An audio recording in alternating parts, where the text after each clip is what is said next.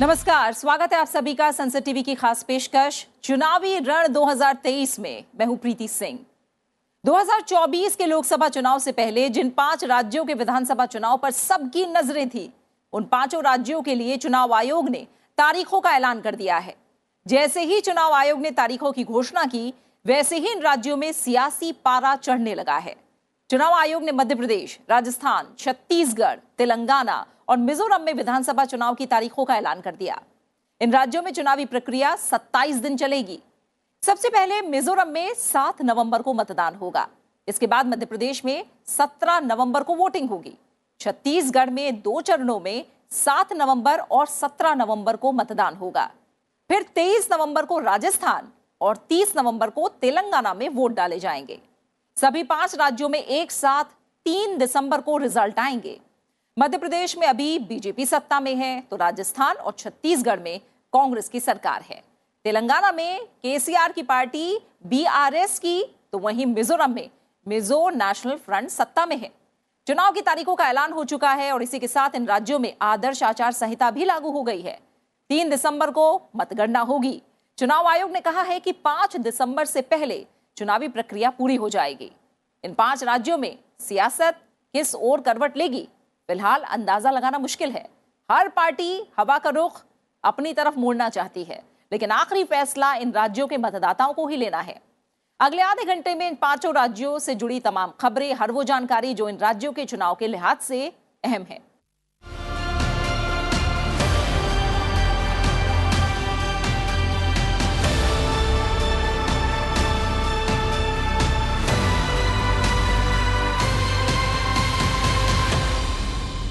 चुनाव आयोग ने 5 राज्यों छत्तीसगढ़, मध्य प्रदेश, मिजोरम, राजस्थान और तेलंगाना विधानसभाओं के लिए चुनाव के कार्यक्रम का ऐलान कर दिया। 5 राज्यों के चुनाव को लोकसभा चुनाव का सेमीफाइनल माना जा रहा है। देश के 5 राज्यों में इस साल विधानसभा चुनाव होने वाले हैं, जिनके लिए तारीखों का ऐलान कर दिया गया है। जिन राज्यों में विधानसभा चुनाव होने हैं, उनमें मध्य प्रदेश, राजस्थान, छत्तीसगढ़, तेलंगाना और मिजोरम शामिल हैं। मुख्य चुनाव आयुक्त राजीव कुमार ने 5 राज्यों के विधानसभा चुनाव कार्यक्रम के बारे में विस्तार से जानकारी साझा की। छत्तीसगढ़ में विधानसभा चुनाव 7 नवंबर और 17 नवंबर को 2 चरणों में होगा। मध्य प्रदेश में विधानसभा चुनाव के लिए मतदान 17 नवंबर को होगा। राजस्थान में विधानसभा चुनाव के लिए मतदान 23 नवंबर को होगा। वहीं तेलंगाना में विधानसभा चुनाव के लिए वोटिंग 30 नवंबर को की जाएगी। मिजोरम में विधानसभा चुनाव 7 नवंबर को होगा। सभी राज्यों में वोटों की गिनती यानी मतगणना का काम 3 दिसंबर को किया जाएगा। Mizoram, the date of poll will be 7th November and date of counting would be 3rd, which is common of course for all these states, and elections in all these states would be completed by 5th of December. 5 राज्यों में आने वाले विधानसभा चुनाव के लिए 679 विधानसभा क्षेत्रों में 1,77,000 मतदान केंद्र होंगे। 17,734 मॉडल मतदान केंद्र होंगे, जबकि 621 मतदान केंद्रों का प्रबंधन पीडब्ल्यूडी कर्मचारियों द्वारा किया जाएगा। वहीं 8,192 केंद्रों पर महिलाएं कमान संभालेंगी। There would be 1.77 lakh polling stations in these 5 states, and of which 1.01 would have webcasting facility. We have prescribed 50% webcasting, and with a liberty to the states on the basis of vulnerabilities to increase it on their own. So this would be close to 1.01 lakh.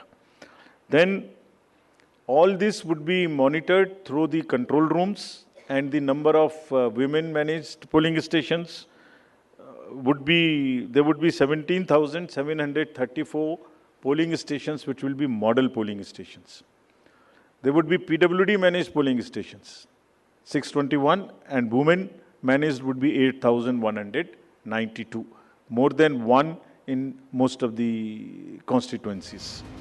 5 राज्यों के विधानसभा चुनाव में 60 लाख युवा पहली बार अपने मताधिकार का इस्तेमाल करेंगे। 5 राज्यों में 2,900 से ज्यादा पोलिंग स्टेशनों पर युवा अधिकारी कमान संभालेंगे। At the polling stations, wherever necessary, we'll keep the female staff to check impersonation. we will keep polling parties to move only in the official vehicles, ताकि जैसे पिछले चुनाव में एक आध जगह एक प्राइवेट व्हीकल में बैठ गए थे, उस तरह की घटना ना हो। ये भी कहा गया है स्पेसिफिकली कि वोटर इन्फॉर्मेशन स्लिप्स को चुनाव से कम ऐसा नहीं कि पहले दिन या दूसरे दिन में ही दें, एक आध हफ्ता पहले कम से कम जरूर बांट दें। नया एक और चेंज इस बार किया गया है because of the experience which we had in certain states.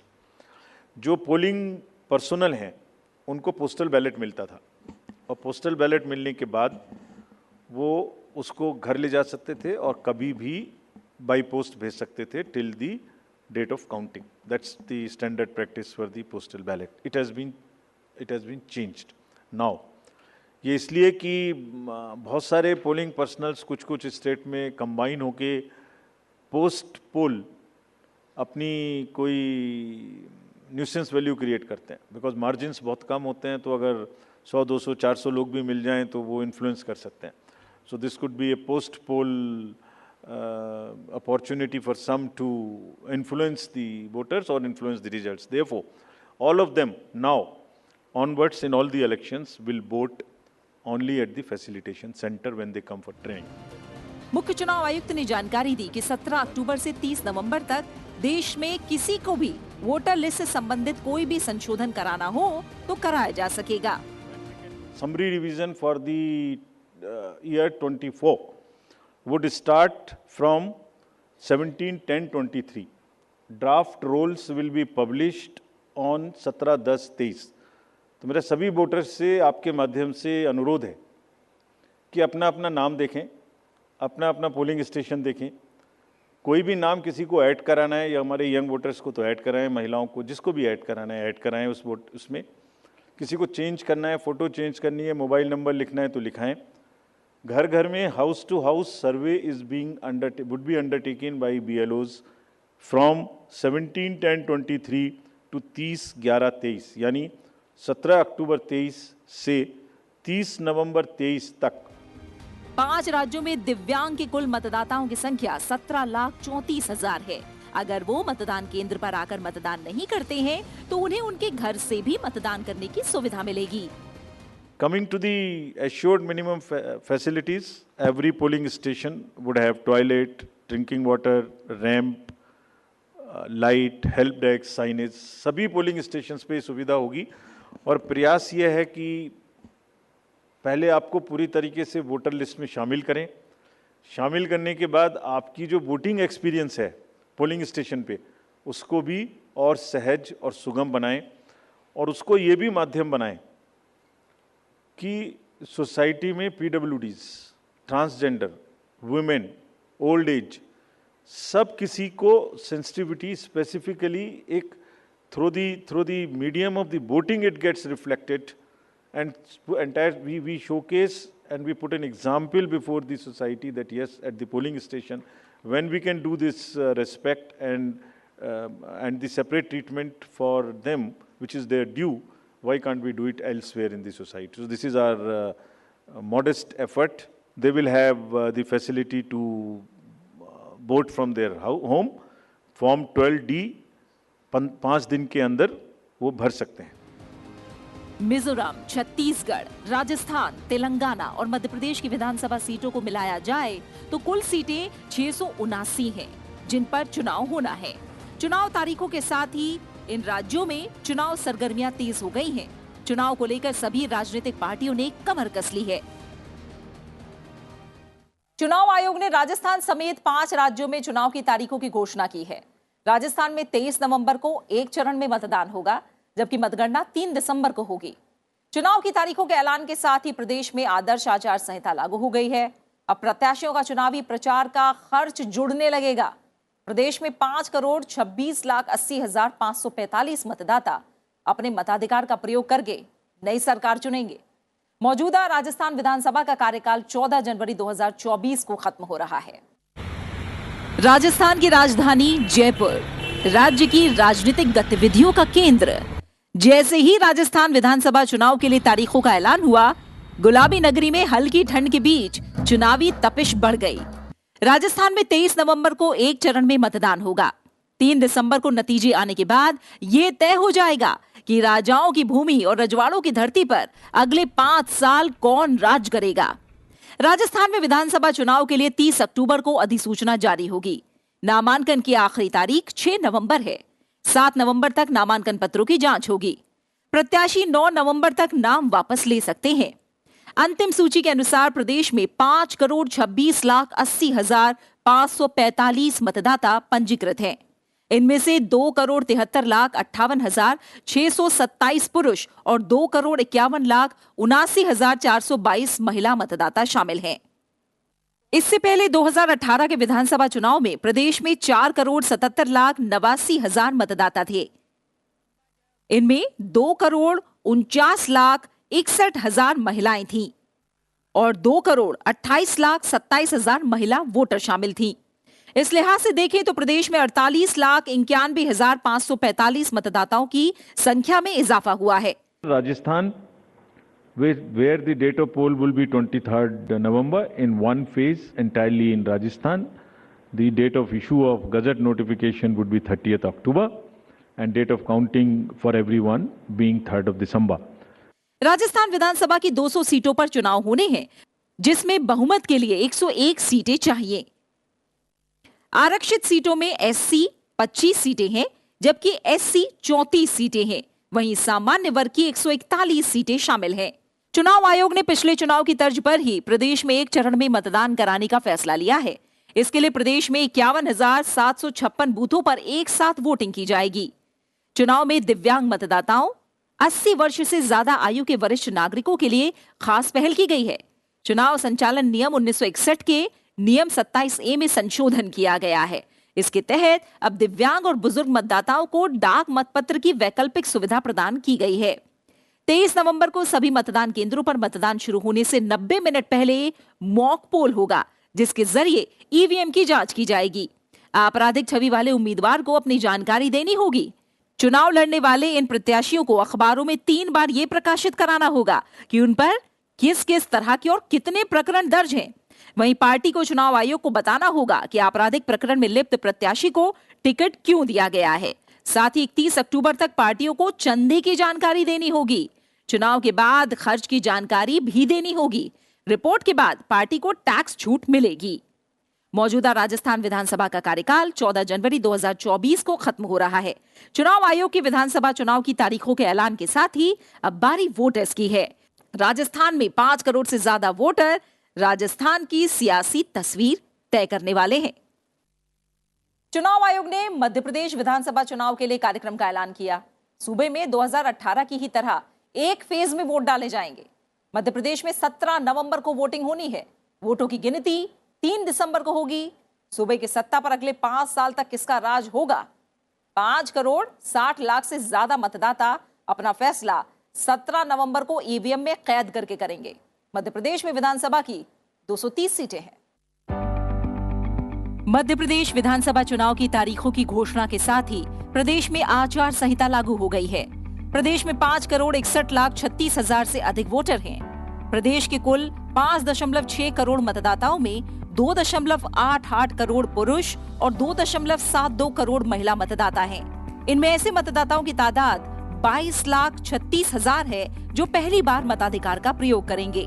राज्य में 64,523 पोलिंग स्टेशन बनाए जाएंगे। शहरी क्षेत्र में 16,763 और ग्रामीण क्षेत्र में 47,760 पोलिंग स्टेशन होंगे। इसके साथ ही 15,000 मॉडल बूथ बनाए गए हैं। 35,000 पोलिंग स्टेशनों पर वेबकास्टिंग की सुविधा मौजूद होगी। मध्य प्रदेश में 5,000 पोलिंग बूथों को महिलाएं मैनेज करेंगी। In Madhya Pradesh, this coincides with the second phase of Chhattisgarh, and date of poll would be 7th November. So, first Mizoram and the first phase of Chhattisgarh, then second phase of Chhattisgarh and one phase in Madhya Pradesh. बुजुर्ग voters अपने घर से vote दे सकते हैं। मध्य प्रदेश में एक चरण में चुनाव होंगे। चुनाव की अधिसूचना 21 अक्टूबर को जारी होगी। 30 अक्टूबर नामांकन की आखिरी तारीख है। 31 अक्टूबर को नामांकन पत्रों की जांच की जाएगी। 2 नवंबर तक प्रत्याशी नाम वापस ले सकते हैं। 17 नवंबर को वोटिंग होगी। 3 दिसंबर को रिजल्ट आ जाएंगे। 5 दिसंबर तक चुनाव की तमाम प्रक्रिया पूरी हो जाएगी। राज्य में संवेदनशील जगहों पर केंद्रीय बलों की तैनाती की जाएगी। मध्य प्रदेश में 5 राज्यों के बॉर्डर पर कुल 315 चेक पोस्ट बनाए गए हैं। मध्य प्रदेश में वर्तमान विधानसभा का कार्यकाल 6 जनवरी 2024 को खत्म हो रहा है। प्रदेश में कुल 230 विधानसभा सीटें हैं, जिनमें 148 सामान्य, 35 एससी और 47 सीटें एसटी के लिए हैं। साल 2018 के विधानसभा चुनाव में बीजेपी और कांग्रेस के बीच कांटे का मुकाबला हुआ था। तब मध्य प्रदेश में 75.2% वोटिंग हुई थी। पिछले चुनाव में बीजेपी को 41.6% वोट मिले थे और पार्टी ने 230 में से 109 सीटों पर जीत हासिल की थी। वहीं विपक्षी कांग्रेस को 41.5% वोट मिले थे। कांग्रेस की सीटों का आंकड़ा बहुमत के लिए जरूरी 116 सीटों से 2 कम 114 पर जाकर रुक गया था। दूसरे दलों और निर्दलीय विधायकों के समर्थन से कमलनाथ की अगुवाई में सरकार जरूर बनी, लेकिन कांग्रेस के कुछ विधायकों की बगावत और पाला बदलने के कारण बीजेपी एक बार फिर सत्ता हासिल करने में कामयाब रही। वर्तमान में बीजेपी के 127, कांग्रेस के 96 और बहुजन समाज पार्टी के 2, इसके अलावा समाजवादी पार्टी का 1 और 4 निर्दलीय विधायक हैं। छत्तीसगढ़ विधानसभा की 90 सीटों पर 2 चरणों में मतदान होगा। पहले चरण में नक्सल पीड़ित 20 सीटों पर वोटिंग होगी। पहले चरण में 7 नवंबर और दूसरे चरण में 17 नवंबर को मतदान होगा। चुनाव परिणामों की घोषणा 3 दिसंबर को होगी। पहले चरण में 20 सीटों पर वोटिंग होगी, जिसमें बस्तर की 12 और राजनांदगांव की 8 विधानसभा सीटें शामिल हैं। वहीं दूसरे चरण में बाकी 70 सीटों पर वोटिंग होनी है। छत्तीसगढ़ में पुरुष मतदाताओं के मुकाबले महिला मतदाताओं की संख्या अधिक है। छत्तीसगढ़ में विधानसभा चुनाव 2 चरणों में होंगे। पहले चरण में 7 नवंबर और दूसरे चरण में 17 नवंबर को मतदान होगा। नतीजे 3 दिसंबर को आएंगे। पहले चरण में 20 सीटों पर वोटिंग होगी, जिसमें बस्तर संभाग की 12 और राजनांदगांव लोकसभा क्षेत्र की 8 विधानसभा सीटें शामिल हैं। वहीं दूसरे चरण में बाकी 70 सीटों पर मतदान होगा। Similarly, in case of Chhattisgarh, the elections would be in 2 phases. The date of poll would be 7th November and 17th November. The nominations after Mizoram for the first phase of the Chhattisgarh would happen on 20th, the 13th, and the last date would be 20th. Date of poll being 7th November, and for phase 2, 17th November. पहले चरण की 20 सीटों के लिए अधिसूचना 13 अक्टूबर को जारी होगी। 20 अक्टूबर तक नामांकन भरे जा सकेंगे। 21 अक्टूबर को नामांकन पत्रों की जांच होगी। 23 अक्टूबर तक नाम वापस लिए जा सकेंगे। दूसरे चरण की 70 सीटों के लिए अधिसूचना 21 अक्टूबर को जारी होगी। 30 अक्टूबर तक नामांकन पत्र भरे जा सकेंगे। 31 अक्टूबर को नामांकन पत्रों की जांच होगी। 2 नवंबर तक नाम वापस लिए जा सकेंगे। छत्तीसगढ़ में 2 करोड़ से अधिक मतदाता हैं। इनमें 1 करोड़ 1 लाख से अधिक पुरुष वोटर्स हैं, तो 1 करोड़ 2 लाख से अधिक महिला वोटर्स हैं। जबकि 18 से 22 साल की आयु के 18,68,000 मतदाता हैं। आदिवासी इलाकों में स्पेशल पोलिंग बूथ बनाए जाएंगे। राज्य में 24,109 पोलिंग स्टेशन बनाए जाएंगे। शहरी क्षेत्र में 4,851 और ग्रामीण क्षेत्रों में 19,258 पोलिंग बूथ हैं। इसके साथ ही 450 मॉडल बूथ बनाए जाएंगे। 12,000 से अधिक पोलिंग स्टेशनों पर वेबकास्टिंग की सुविधा होगी। छत्तीसगढ़ में 900 पोलिंग बूथों को महिलाएं मैनेज करेंगी। 2018 के चुनाव में 3 बार से लगातार सत्ता पर काबिज बीजेपी को हराकर कांग्रेस ने 2/3 से अधिक सीटें हासिल की थीं। वहीं तेलंगाना में विधानसभा चुनाव का बिगुल बज गया है। तेलंगाना में एक चरण में पूरे राज्य में 30 नवंबर को वोट डाले जाएंगे। 3 दिसंबर को ही तेलंगाना के भी नतीजे आएंगे। चुनाव आयोग की घोषणा के साथ ही राज्य में आदर्श चुनाव आचार संहिता लागू हो गई है। तेलंगाना में विधानसभा चुनाव 2023 का बिगुल फूंक चुका है। चुनाव आयोग ने तेलंगाना विधानसभा चुनाव की तारीखों का ऐलान कर दिया है। तेलंगाना में विधानसभा चुनाव 2023 के लिए वोटिंग एक ही चरण में 30 नवंबर को होगी। तेलंगाना चुनाव का रिजल्ट 3 दिसंबर को आएगा।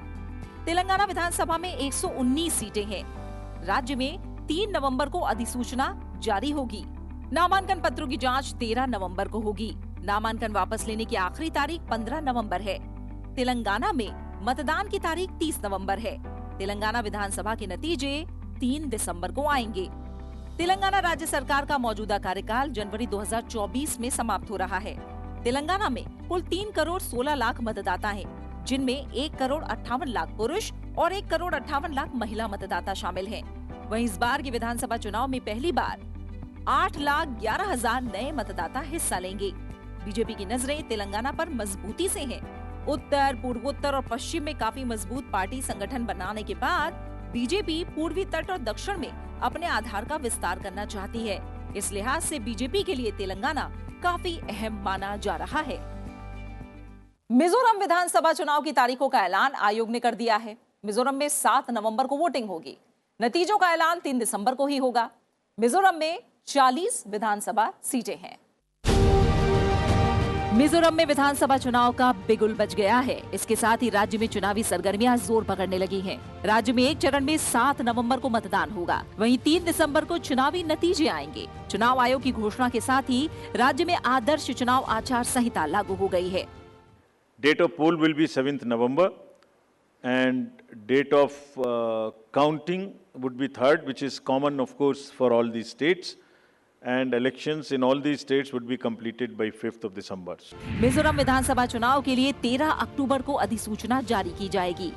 20 अक्टूबर को नामांकन दाखिल किए जा सकेंगे। नामांकन पत्रों की छानबीन 21 अक्टूबर को होगी। 23 अक्टूबर को नामांकन पत्र वापस लिए जा सकेंगे। Elections in all these states would be completed by 5th of December. So date of poll is 7th November. Mizoram में चुनाव आयोग की तरफ से अगस्त में जारी वोटर लिस्ट के मुताबिक राज्य में कुल 8,38,039 वोटर्स हैं। इनमें महिला वोटरों की संख्या 4,31,292 है, जबकि पुरुष मतदाता 4,06,747 हैं। यहाँ पर पुरुष वोटर्स की तुलना में महिला वोटर्स 24,545 ज्यादा हैं। मिजोरम विधानसभा का कार्यकाल 17 दिसंबर को खत्म होगा। इस उत्तर पूर्वी राज्य की बात करें तो ये राजनीतिक रूप से काफी महत्वपूर्ण माना जाता है। यहाँ अभी मिजो नेशनल फ्रंट की सरकार है और जोरमथांगा प्रदेश के मुख्यमंत्री हैं। जोरमथांगा ने कांग्रेस को सत्ता से बाहर करके कुर्सी हासिल की थी। 2018 में हुए विधानसभा चुनाव में मिजो नेशनल फ्रंट ने 26 सीटें जीती थी। और इसी के साथ फिलहाल हमारी खास पेशकश चुनावी रण 2023 में इतना ही। आप इस कार्यक्रम को हमारे YouTube चैनल पर भी देख सकते हैं। अपना अच्छे से ख्याल रखिए और मुझे दीजिए इजाजत। नमस्कार।